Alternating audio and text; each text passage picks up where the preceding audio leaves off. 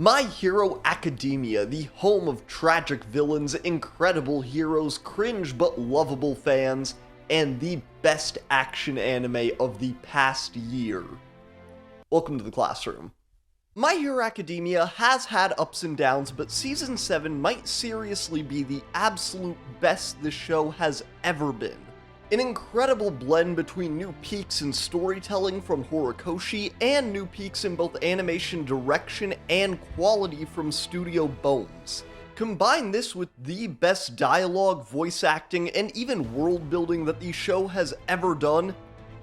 And yeah, you know what actually? This is the best season. You win Season 7. Congratulations! Congratulations. Congratulations! Congratulations. Congratulations. My Hero Season 7 absolutely excels at the three pillars I need for this series to be firing on all cylinders for me. The massive cast, the fantastic designs and color palette, and just a little bit of the sillies. Pops is a total Riz cake. You can't unalive that snack. I'd enter my grief era. Hold up, fam. You sure that's all for one? When do you get a face card?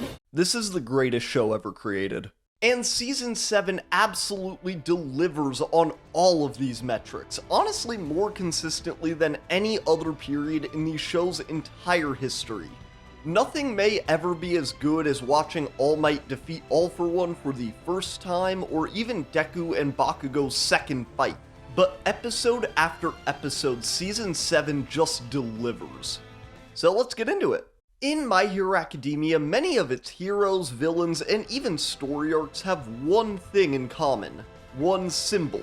Toshinori Yagi as the #1 hero shaped not only superhuman society in Japan, but across the world. So as the world becomes more and more threatened by the Demon Lord All for One, it makes sense that the world would fight against him. But in the nick of time, a maverick from the West. Star and Stripe, the strongest woman alive, the #1 hero of the United States of America. Once her and her family were saved by All Might while on a trip overseas, she has now dedicated herself to fighting in his image, even replicating his hairstyle down to the color. A level of glazing that would be truly embarrassing if we weren't talking about the All Might. Star and Stripe, with her quirk New Order, has come to meet with Endeavor, Hawks, and the other heroes to join the fight against All for One. But she's getting caught in traffic. About 12 minutes into My Hero Academia Season 7, I was completely sold. Tomura Shigaraki, now in the first stages of merging with All for One, has ridden a Nomu out to meet Star in the skies over the ocean.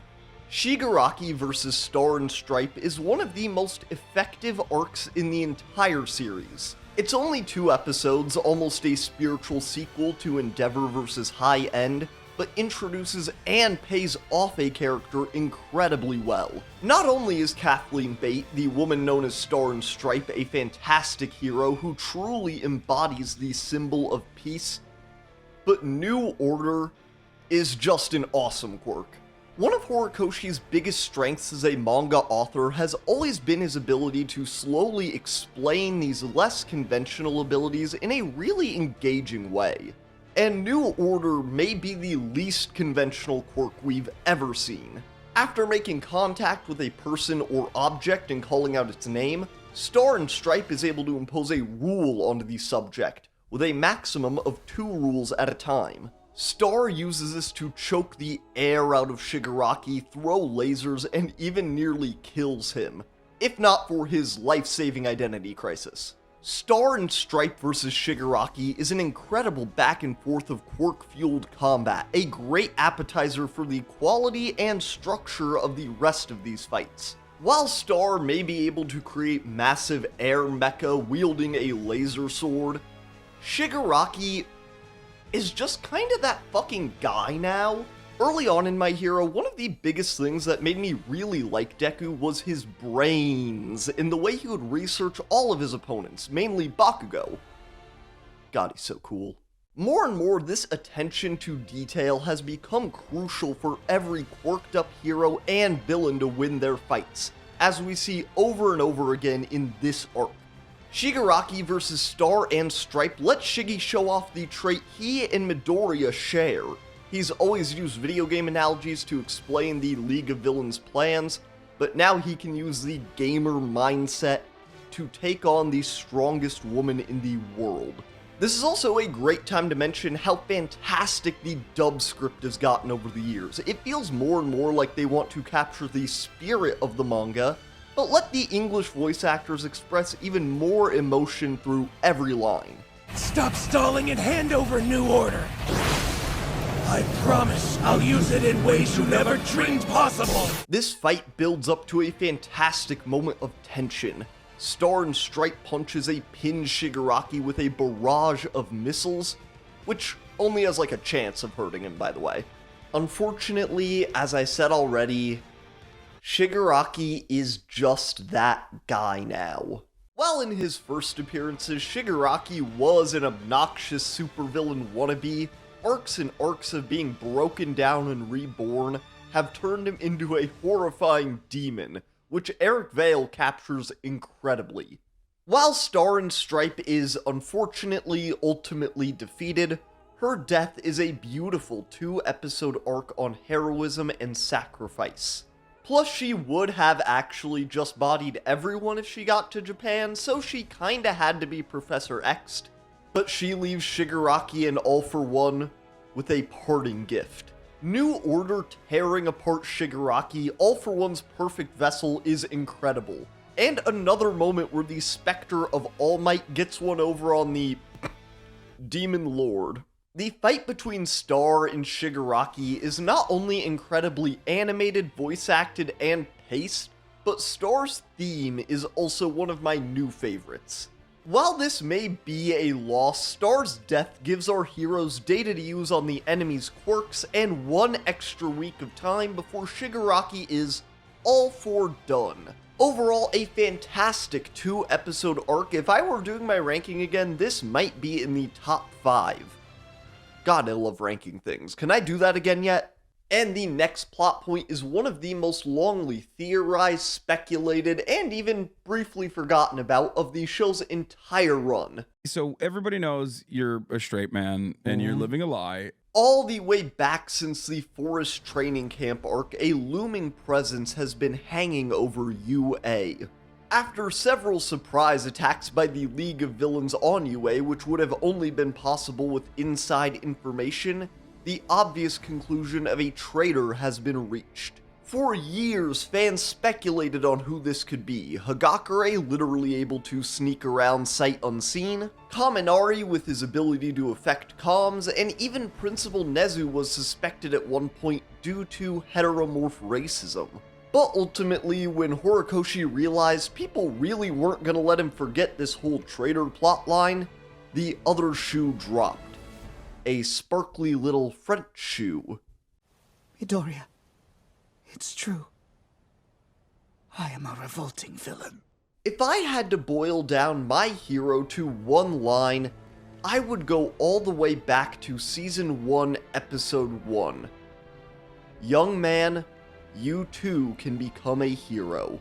The key thesis of My Hero Academia, besides All Might is that guy, is that anyone can become a hero if they choose to be. This key thesis is something that this arc does fantastically again and again, and this moment to set up this incredible war is one of the best. Aoyama is basically instantly reaccepted by his class, provided the fact that they know Aoyama wants to change. And they even take on their fair share of the blame for not noticing his, frankly, very weird behavior. And now with the Aoyamas back on their side and a manipulation quirk that the Demon Lord isn't aware of, they realize that they are the only people in the world who can get the jump on All For One. Distressing! You can't imagine, dear uncle! I won't betray my friends! You ungrateful worm. The betrayal of the little French worms is a great moment, and one of the first where All for One's underlings rise up to attack. The Demon Lord has trampled people underfoot for decades, going on centuries, pests so insignificant that he didn't even notice their faces. Faces he can see so clearly now. One of Horikoshi's biggest strengths as a mangaka that I will glaze time and time again is his side character mastery. In this arc, heroes and villains from across the series come back and unite to defeat All for One. One of the biggest examples of Horikoshi's side character mastery is Hitoshi Shinso, Eraserhead's gloomy little prodigy. Showing up first in the sports festival, then again in Class 1A, 1B training, and now for the final war. A beautiful story of a hero hopeful with an unconventional, even villainous quirk learning how to be his own type of pro. But there's another character, a lot like that I like even more. Nato Monoma, quirk, copy. Monoma, with his arrogance and beautiful blonde hair like Bakugo, was quick to become one of my favorite characters, even from his first appearance. And now, in this extreme war of quirks, the heroes need to pull together every force they have. Someone with a quirk like Phantom Thief's is invaluable, and Horikoshi knows exactly when to let the right character take center stage. Look who's in the spotlight now! Across the now 7 seasons of My Hero Academia, it is incredibly rare that the heroes get the jump on the villains, and not the other way around. Thank you, Aoyama. But now with the villains split up all across Japan thanks to Nato Monoma mastering Kurogiri's quirk in just a few days, couldn't be Class A, the heroes are finally in a position to win. This is where we begin a gauntlet of brutal fights and stunning character moments that might, when all this is said and done, make this final arc my favorite in the entire series. A marathon of ups and downs that had me standing and cheering. We're so back, I would say, only to be gutted the next episode. It's never been more over, I would cry. But the very next week, the sweet tide of you had to understand how over it was to comprehend how back we are would wash over me. Horikoshi is at his best, writing this countrywide superpowered war, a do-over of the Paranormal Liberation War arc, complete with incredible flashbacks, callbacks, and conclusions, even for some of the most popular anime villains of the past decade. Unfortunately, I'm not going to be able to talk about all of these fights. Where My Hero Academia Season 7 leaves off, we still have a few that need to finish in Season 8. The ultimate defeat of Shigaraki and All for One won't be seen until next season. The final season. But they still have some of the most incredible moments in this season. We start with the introduction of one of the coolest stages already in the next My Hero fighting game that they better be making, Coffin in the Sky. Coffin in the Sky is basically a final project for the students of UA. Across all departments, grades, and classes, they created the perfect place to defeat Tomura Shigaraki. There, some of the strongest heroes and students take on Shigaraki, while Eraserhead weakens him with his stare. His beautiful stare. And the heroes may have been able to wrap this up in time to hit the CC's Pizzeria, if not for that stupid nerd Deku. What is it? Tell me what you want from me! That's easy. I want you to be my boyfriend. That stupid, jacked, cool nerd. Deku has been pulled into the fight on Okuto Island against Himiko Toga, isolated to keep her from utilizing her quirk. The first of the hero's plans have been sabotaged. While Okuto Island and some of the mainland Japan battles are larger assaults against swaths of villains old and new, the Coffin in the Sky is an incredibly tense fight against one opponent, and above the ruins of the Gunga Villa, Endeavor and Hawk's take on All for One. You know, putting a good portion of this arc on the literal ruins of the last war arc you tried is really funny. Good job, Horikoshi. This arc really does feel like a complete do-over of the Paranormal Liberation War arc, with the multiple theaters and wide cast of characters, but this time Horikoshi and Bones locked the fuck in. Practically every hero has an awesome moment. Hell, practically every villain does too, even the dead ones. Spinner and his assault on the hospital holding Kurogiri is one of my favorite, less talked about moments from this season. One of the less mentioned, but always speculated on aspects of the world of My Hero has been prejudice, especially against certain quirk users. Heteromorphs, people whose quirks express themselves physically, can be subject to horrific violence, especially in the more rural parts of the country. And while growing up in a small village, Meizo Shoji experienced this prejudice firsthand, before he was the hero Tentacle. Beaten until he was scarred, leading to the mask he wears today, Shoji now stands on the front lines of a heteromorph riot 30,000 strong. Shoji and even Koda each getting their own flashbacks while standing up for themselves, their friends, and their fellow heteromorphs is awesome. The way Shoji especially fights may be gross, a mass of flesh, limbs, and organs, but this is just the way he is. The dialogue in Season 7 of My Hero has been better than ever. Not only does it feel like the voice actors have finally shed the final layer of ankle weights, but the writers have been putting in the work too, an amazing new mix of hilarious and just mean lines from the villains. You're a spoiled little brat who never bothered to reach his full potential! I should know it if I told you that to your face! My family should be honest, right? Shoto vs. Dabi is one of the best parts of the season, especially since it's one of the fights we actually get to see the conclusion to. Toya Todoroki is one of the best villains, even characters in all of My Hero, starting off as a mysterious, scarred member of the Vanguard Action Squad. And through years of slow reveals, and one of the only fan theories I've ever seen just be 100% correct, Dabi has become a horrifying monomaniac. And in the cruelest matchup of the entire war, Shoto must take on his eldest brother. This fight is incredible, from the very honest therapy session between the two brothers to the incredibly catty dialogue, and even the great glacial Air cools the audience from the heat of this fight. We're so back, I would say. Of course, this is before one of the biggest instances of oh my god, it's so over, it's never been more over, oh my god, of the entire season. Go save Shigaraki and the others!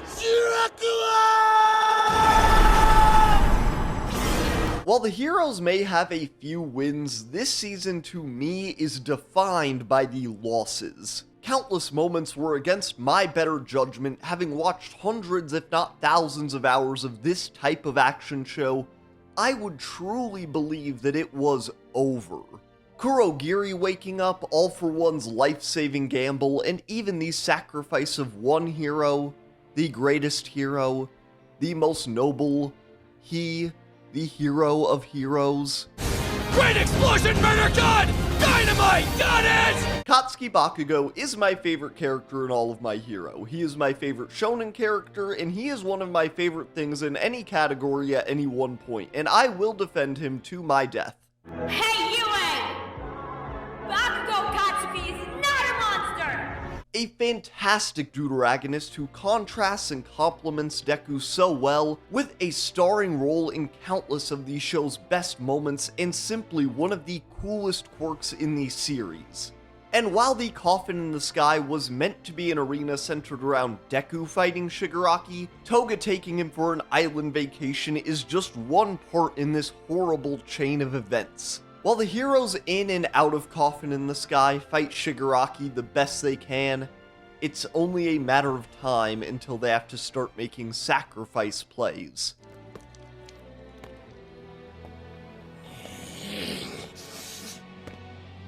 I've got to defeat him. Right, Izuku? No, please, don't do this!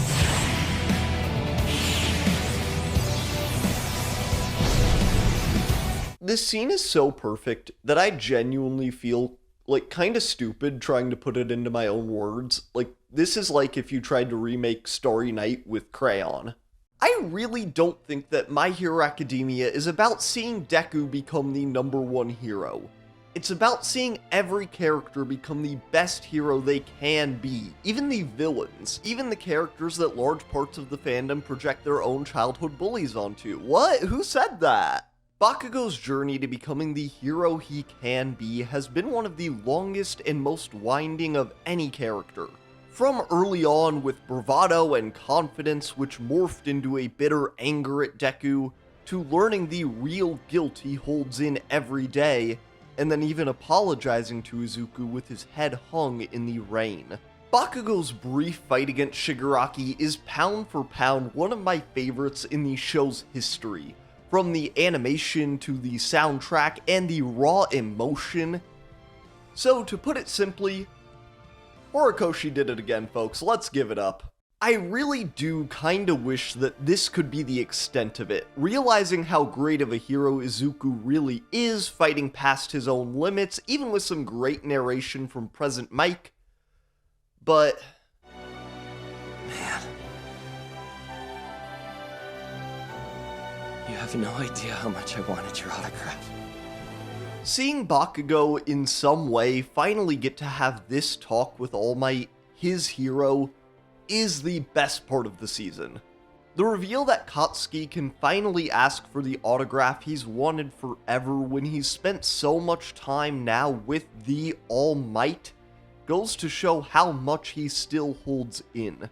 Not to mention Clifford Chapin doing an amazing job delivering these lines with a softness we've never heard from this character.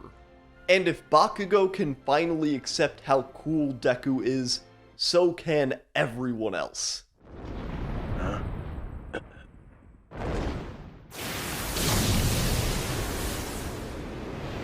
Izuku Midoriya. From going far in the sports festival to saving his classmate, taking down the head of the Shie Hasaikai, and now fighting the greatest villain in recorded history, all while starting out quirkless, Izuku Midoriya has come a long way. And between all his different ways of beating the dog out of villains, this newest version, the personification of One for All, may be my favorite. When Black Whip was revealed in the joint training arc, I honestly was a little worried about how these new quirks would be handled. Would they add to the action scenes? Would they feel like gimmicks? Would they all be powers Spider-Man has? But between Smokescreen, Float, Fajin, Gear Shift, and Spidey Sense, Deku's fight against Shigaraki is almost certainly his best to date.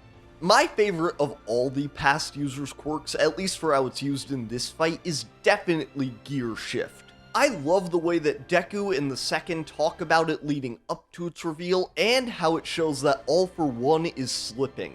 Plus, whispering, "low gear," to myself helps me drift off to dreamland before I arise and make more wonderful content. Deku is at his pure coolest in this climactic fight against Shigaraki. Justin Briner does some of his best work in the series, and the animation is literally too crisp for YouTube compression to properly handle. But I really do enjoy the intentional direction changes they take, like the purple character lines when he first communicates with his brother. We also see incredible returns for Gentle Criminal, La Brava, and former hero Lady Nagant, whom all feel indebted to Izuku in some way. And in that same way, Lady Nagant, Kurogiri, and even the Colossus Gigantomachia all turn their backs on All for One. Or their fists, they're usually trying to fight him. Watching the Demon Lord's allies turn their backs on him is incredibly satisfying, as we've seen how he manipulates and discards people, throwing them away before robbing them of their quirks. Maybe he should rob them of a less stupid name sometime? Demon Lord? This arc really highlights how All for One's biggest weakness is actually just how awful he is. Plenty of villains can have allies, even friends, You can bond over your horrific crimes, violent ideologies, League of Legends, what have you. But All for One doesn't know how not to be a problem. And in the complete opposite way, Deku's kindness may be his biggest strength, now fighting All for One to save the scared little kid he sure is inside of Shigaraki. That kindness, however, that is so important to every hero in this series, maybe even Bakugo, is expressed nowhere better than in Himiko Toga vs Ochako Uraraka. And Twice is also there. One of the most popular elements of My Hero Academia, especially in the American fanbase, is the fictional found family fighting the heroes, the League of Villains. And ever since the Forest Training Camp arc, one of the most popular members of the League has been the evil bisexual... That's not very specific. Bisexual vampire... No, there are so many of those too. Himiko Toga, one of the most popular members of the League, a girl with a heart of red and a mouth of red, and there's red everywhere, oh my god, there's blood everywhere. While everyone on the League is united by villainy, they all bring their own dishes to the potluck. Shigaraki wants to destroy the world for hurting him, Dabi wants to burn one family to ash, and a lot more of them along the way, and Toga really needs to date someone. Unfortunately, most of her roster, Izuku, Ochako, even Sue, are trying to arrest her and put her into federal prison. The fight against Toga begins with her pulling Deku to Okuto Island, that stupid jacked cool nerd. There, she confesses her feelings for Deku and almost does the same for Ochako's, if not for Sue being a real one. Ochako tries to capture Toga, her obvious obligation as the hero who is facing this villain, but what I love most about this fight is how much more than that it becomes. Not just with the return of one of my favorite villains across the entire series, Jinbu by Gawara, aka Twice, because it's not enough that he died once, I guess. Oh, Twice, I get it. I know I've mentioned it already, but I've really gotten to love the narration from Present Mic, updates to quirks at critical moments, and fantastic dramatic lines like this. Just then, the rage in her heart seemed to conjure a miracle. Toga honoring her lost loved one with Sad Man's death parade isn't just a moment that raises the stakes of the fight in an instant, but it's one that could only come now. This type of moment is exactly what I love My Hero Academia for, one that would be completely meaningless without the arcs and arcs of development in the League of Villains. Seasons of placing dominoes before knocking them down, this fight between Toga, Uraraka, and Twice kinda is one of the most impressively written so far. My Hero Academia is obviously about action. It is about absolutely bodying, just beating the dog out of a villain. Just look how they treat Spinner. But in this fight, Uraraka captures the true spirit of a hero by trying her best to really understand this villain, Himiko Toga, even if they can only talk about boys and stuff. This is truly one of the kindest fights in the series. My Hero Academia has a long-running theme of really trying to understand these villains you're fighting, and while I personally relate more to Twice than Toga, her story is written with so much sympathy that it is touching for anyone. The animation team also does an incredible job at differentiating between the Twice clones, heroes, villains, and their originals, giving Toga's copies a warped look. I love Uraraka awakening her quirk, a look into the pro hero she's going to be, and Toga being the cutest in the world may have made me cry, there's no proof. And while I would have loved for Toga to live, her giving Uraraka her own blood is how they'll now always be together. For 4 to 6 weeks. And the season leaves off with a fight I honestly never thought we would get, and then when I did hear about it, I thought I would hate it. I don't know what the hell I was thinking, questioning His Holiness Horikoshi, the author behind my favorite shonen series of all time, but Iron All Might versus this rewound All for One may be the most unique fight I've seen from my hero. Taking the lessons his master taught him, the ones he taught his own successor, and what Class A has taught him, Toshinori fighting against this rewound version of All For One with a power suit and a Lamborghini full of gadgets is the most back we've ever been, only because it truly was so over.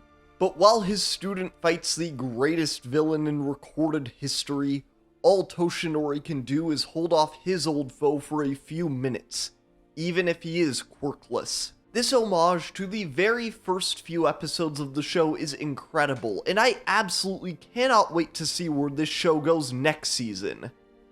The final season. Folks, I wish that I could wrap up this arc in this video, but that would also mean that the show is over, and I have no reason to live. So luckily we'll have to wait until Season 8 to wrap things up, but that is the video for this week, y'all. I hope you had a good time. I'll see you next time.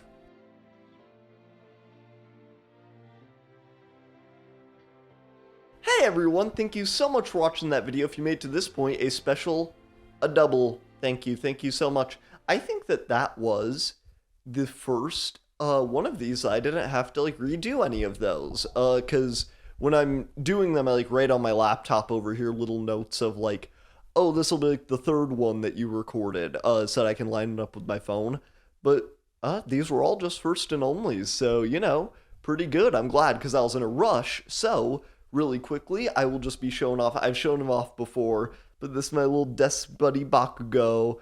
I bought him for myself, I don't know how long ago, but I love him. He lives on my desk, usually by one of my drinks. He is just adorable. He's so handsome, look at him.